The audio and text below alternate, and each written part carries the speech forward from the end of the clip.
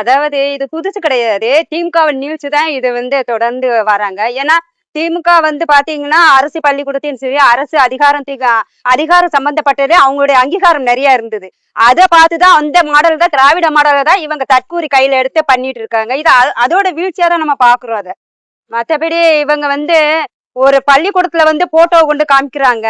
நாங்க என்ன சொல்றோம்னா, பள்ளிக்கூடத்துல கொண்டு போய் இவர் யாருன்னு கேக்குறீங்கல்ல, அதுக்கு அவருக்கு என்ன தகுதி இருக்குது? அந்த பொட்டு மாமா படத்தை பெருந்தலைவர்கள் மத்தியில வைக்கிறதுக்காண்டி நீங்க சுத்தி பாக்குறீங்களே, அந்த தலைவர்களின் வரலாறு தெரிஞ்சிருந்தா கூட நீங்க அந்த பள்ளிக்கூடத்து வாசல்ல நீங்க கால் வச்சிருக்க மாட்டீங்க. எங்களுடைய மக்களின் அறியாமையா இல்ல அவங்களால தான் இந்த அசிங்கத்தை எங்களுடைய வரலாறு ரொம்ப புதைச்சுக்கிட்டு இருக்காங்க. வரலாறுனா என்னன்னு தெரிஞ்சுக்கணும். ஒண்ணும் வரலாறு படிங்க, இல்லைன்னா வரலாறு சொல்றதே கேட்கணும். அதை எதுவுமே செய்யறது இல்லாம நமக்காக ஒடுக்கப்பட்ட தாழ்த்தப்பட்ட மக்கள் போராடிய தலைவர்கள் எத்தனையோ இருக்கிறாங்க. அப்படிப்பட்ட தலைவர்கள் மத்தியில ஒரு கூத்தாடி புகைப்படத்தை கொண்டு வைக்கும் போது என்னுடைய பொதுமக்கள் அந்த பகுதி இருக்க பொதுமக்களே அமைதியா இருக்கிறாங்கன்னா அது ரொம்ப நாங்க அருவருக்கத்தக்க செயலா நான் பாக்குறேன். நான் கவுண்டமணி செந்தில் படம் பாத்திருக்கீங்கன்னு நினைப்பேன். அதுல ஒரு காமெடி மிச்சர் மாமா சாப்பிட்டு இருப்பாரு. என்ன நடக்குதுன்னு தெரியாது வீட்டுல. அவருக்கு ஒரு மிச்சர் தட்டுல வச்சு கொடுத்துருவாரு. அதனால நான் பொட்டு மாமாவுக்கு எங்க திருநெல்வேலியில மிச்சர் வாங்கி கொடுக்கலான்னு இருக்கிறேன். ஏன்னா பொட்டு மாமா அமைதியா இருக்கிறாரு.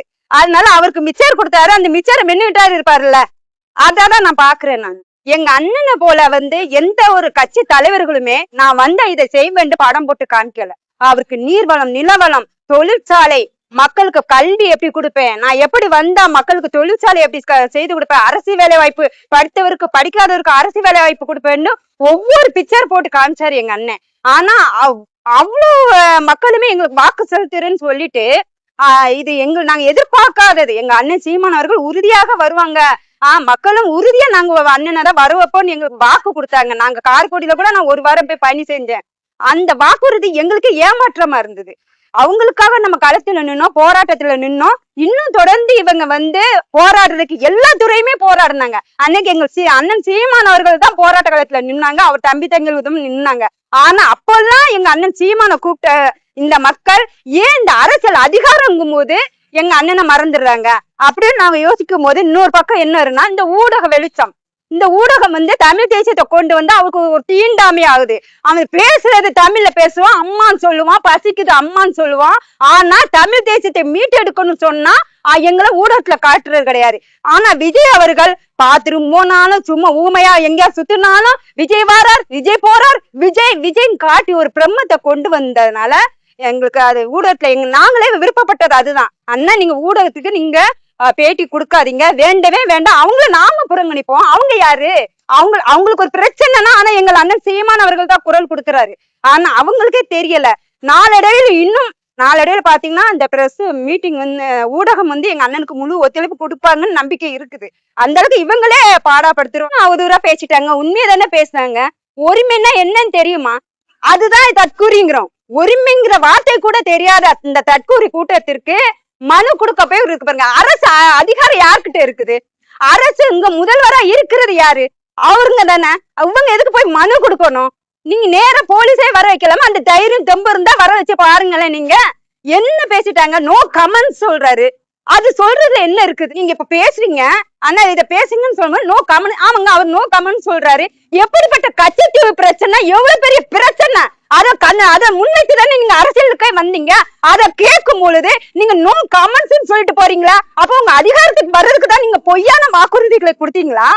அதுதான் எங்க அண்ணன் சொல்றாரு. நோ கமெண்ட்ஸ் சொல்றாங்க. இவங்கெல்லாம் அமைச்சரு உருட்டுக்கட்டை கொடுத்த கையில பேனா கொடுக்குறீங்க. இது எங்களுக்கு எவ்வளவு பெரிய வரலாறு. ஐயோ, தயவு செய்து சொல்றேன், தற்கூரி கூட்டங்களுக்கு வரலாறு படிங்க. பேனாவுக்கு ஒரு மவுச நீங்க ஒரு உருட்டு கையில கொண்டு கொடுத்துட்டே பாருங்க. நிதிக்கும் நீதிக்கும் கூட தெரியாத ஒரு அமைச்சரை நீங்க உருவாக்கி இருக்கீங்க. நாங்களே பேசுவோம், ஆனா உரிமை இல்லாது உண்மையா வெளிச்சத்துக்கு கொண்டு வரோம். ஐயா காமராஜர் அவர்கள் வீதியா 2 கிலோமீட்டருக்கு ஒரு முறை பள்ளிக்கூடங்களை வைத்து பிள்ளைங்களை படிக்க வச்சாரு. அப்படிப்பட்ட அந்த அரசியல் முதல்வராக இருந்தவங்க இடத்துல இந்த மாதிரி ஒரு அமைச்சர்கள்லாம் இருக்கும்போது எப்பா எங்க அண்ணன் சீமானத்தை சொல்லிட்டு எங்கேயாவது வேற நாடு பார்த்துட்டு போயிடலானா அப்படின்னு தோணுது எங்களுக்கு. பள்ளிக்கூடங்கள்ல முதல்ல போன ஆய்வு செஞ்சாலும் சரி, இல்ல மருத்துவமனைகள்ல ஆய்வு செஞ்சாலும் சரி, முதல்வருடைய படம் இருக்கான்னு தான் பாக்குறாங்க. அங்க இருக்க பிரச்சனைகளை ஃபர்ஸ்ட் அவங்க பாக்குறது இல்ல. முதல்ல அதை பார்க்கணும். அதுக்கு அடுத்து பிள்ளைங்களுக்கு காலை உணவு திட்டத்துல உணவு பத்தாம போகுது. இதெல்லாம் அவங்க கவனிக்கணும். அதை விட்டுட்டு முதல்வருடைய பிறந்தநாள் விழால போய் அங்க கொண்டாடுறதும், இந்த பிள்ளைகள் இடத்துல இப்பத்துல இருந்தே அந்த தாவேக அரசு ஏற்கனவே இப்ப நடந்த அரசியல் பிரச்சாரங்கள்ல வந்து சின்ன சின்ன குழந்தைங்க மூலியமா தான் அவங்க டிவிக்கேன்னு கத்த விட்டு அந்த குழந்தைகள் மூலம் அம்மா அப்பாவுக்கு ஓட்டு போட சொல்லுங்க, இந்த ஒரு முறை ஓட்டு போட சொல்லுங்க, இப்படி எல்லாம் பேசிதான் ஏற்கனவே ஓட்டு வாங்கினாங்க. அப்போ அடுத்த தலைமுறை இடத்த இவங்க கொண்டு போய் விதைக்கிறாங்க. சரி, நீங்க விதைங்க, நல்ல விஷயங்களை விதைங்க, முதல்ல இந்த பிரச்சனைகளை எல்லாம் சரி செய்யுங்க முதல்ல. அதுக்கு அடுத்து விஜய் மாமா வாழ்க, விஜய் மாமா வாழ்கன்னு அந்த பிள்ளைங்க கையில டோக்கனை கொடுத்து கத்த விடுறது, இதெல்லாம் வந்து சரியான அணுகுமுறை கிடையாது. இதை நாங்க கண்டிக்கிறோம், நாம் தமிழர் கட்சி கண்டிக்கிறோம். ஒரு சட்டமன்றத்துல கேள்விகள் கேட்கும் போது அவர் வந்து பதில் எதுவும் பேசல. ஆதவர்ஜுன் என்ன சொல்றேன்னா, அவர் எப்ப பேசணுமோ அப்ப பேசுவாரு அப்படின்னு. பதில் தெரியாதுங்க, தெரிஞ்சாதானங்க பேசுவாங்க. தெரிஞ்சவங்க கிட்ட கேள்வி கேட்டீங்கன்னா பரவாயில்ல. அரசியல்னா என்னன்னு இப்பதான் கத்துக்க வந்திருக்காங்க அவங்க. இன்னும் அவங்க படிக்கணும், புரிஞ்சுக்கணும், முதல்ல வாங்கணும், தோண்டணும், அப்புறம் தாங்க கட்ட முடியும். தெரியாது பதில், அதனால சொல்லாம இருக்காங்க. சீமான் வந்து சமீப காலமா பிரஸ் மீட் அவாய்ட் பண்றாரு, சரியா? அது இல்ல, நாங்க என்ன நினைக்கிறோம்னா, இந்த மக்கள் இடத்துல போதுமான அளவு தேவையான கருத்துக்களையும் தேவையான பதிவுகளையும் நாங்க நிறைய கொடுத்துட்டோம். இந்த மக்களுக்கு காணொலி மூலமாகவும் ஒரு மாநாடு மூலமாகவும் நிறைய விஷயங்களை அண்ணன் 15 வருட காலமா சொல்லிட்டே தான் இருக்காங்க. 15 வருட காலமா அண்ணனுக்கு அண்ணன் சொல்லி இந்த மக்களுக்கு புரியாத ஒரு விஷயம், இப்போ ஒரு நடிகனை தேர்ந்தெடுக்க ஒரு விஷயம், இதெல்லாம் பார்க்கும்போது இந்த மக்களுக்கு எவ்வளவு படிப்பினை கொடுத்தாலும் எவ்வளவு விழிப்புணர்வு கொடுத்தாலும் இந்த மக்கள் இப்படிதான் இருப்பாங்கன்ற ஒரு மனநிலைக்கு வந்திருக்காங்க. அண்ணனை நிச்சயம் இப்ப வரைக்குமே எந்த ஆர்ப்பாட்டம், எந்த போராட்டம், எந்த ஒரு பிரச்சனைனாலும் சீமானா நான் கூப்பிடுங்கன்னு அப்படின்னு தேடுற மக்கள் நிச்சயம் தேடுவாங்க. அண்ணன் கண்டிப்பா வருவாங்க. ஆனா பேசி இந்த மக்களுக்கு எவ்வளவுதான் சொல்லி புரிய வைக்க முடியும்? என்ன பேசினாலும் புரியாத மக்கள் இடத்துல பேசுறது வேஸ்ட் தானே. நிச்சயமா அதனாலதான் அண்ணன் தவிர்க்கிறாங்க. நக்கல்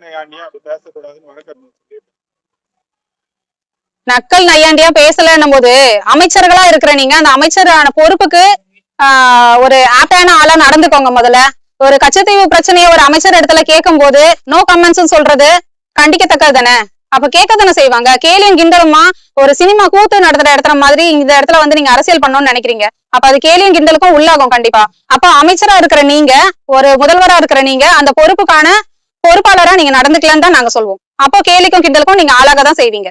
முதல்ல அரசு பள்ளிகளை தரம் உயர்த்துறத தான் இந்த அரசு பார்க்கணும். அதை விடுத்து அவங்களுக்குள்ள விளம்பரத்தை தான் தேடிக்கிறாங்கன்னு நான் நினைக்கிறேன்.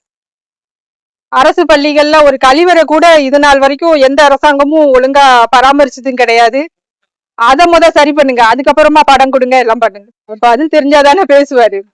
அவரோட வீரவசனம் எல்லாம் யாராவது எழுதி கொடுத்தாங்கன்னா ஸ்டேஜ்ல போய் பேசுவாரு. மற்றபடி அவருக்கு நேரடியா பேசுறதுக்கு எங்க அண்ணன் சீமான் அண்ணா இல்லையே அவரு பதில் சொல்றதுக்கு.